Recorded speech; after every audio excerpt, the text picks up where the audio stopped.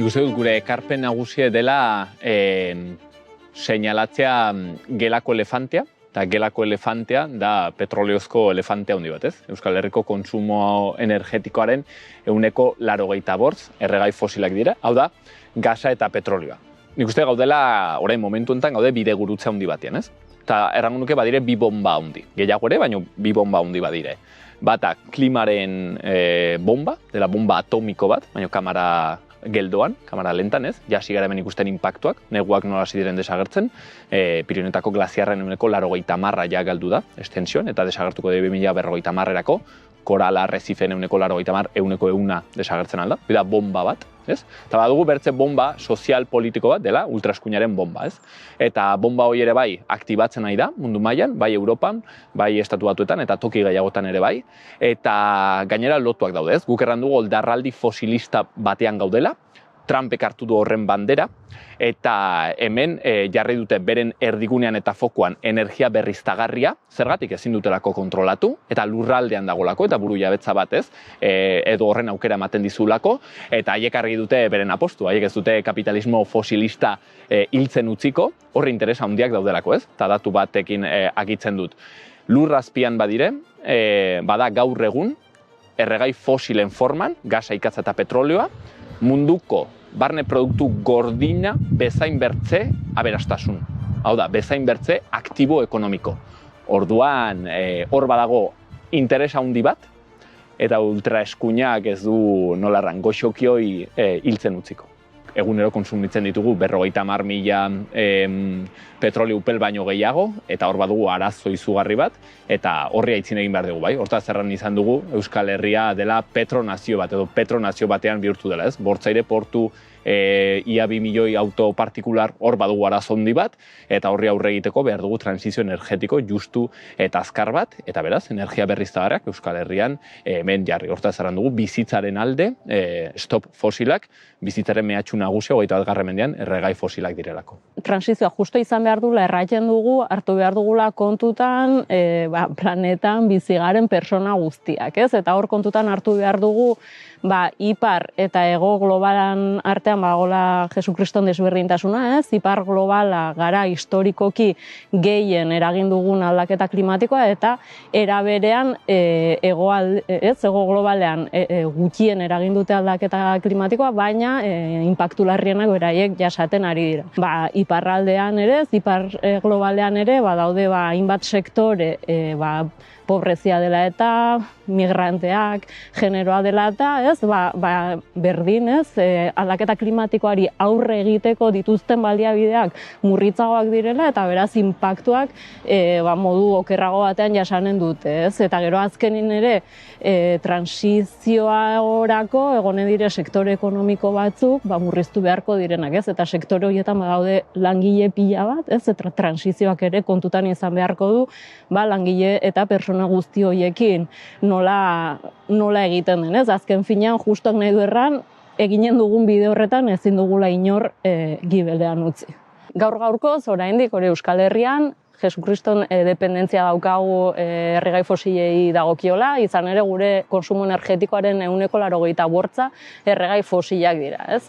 Eta hor, transiziorako bi gauza dire garrantzitsu. Alde batetik, erregai fosilan konsumoari begiratuz gain, ere begiratu behar dugu konsumo osoari, konsumo energetiko guztiari, eta hor, murrizpen bat eman behar da, baina kontutan hartuta, 100% bakarrik dira energia berriztagarriak bizi duinak, zerbitzuak, ez? Gure sektore ekonomikoak ongi mantentzeko ezin dugu planteatu energia konsumoaren 80% bat. Beraz, beharko da energia berriztagarrien ekoizpen handiago bat izan, behintzat gaur eguneko konsumo energetiko totalaren 40% estali ahal izateko, ez?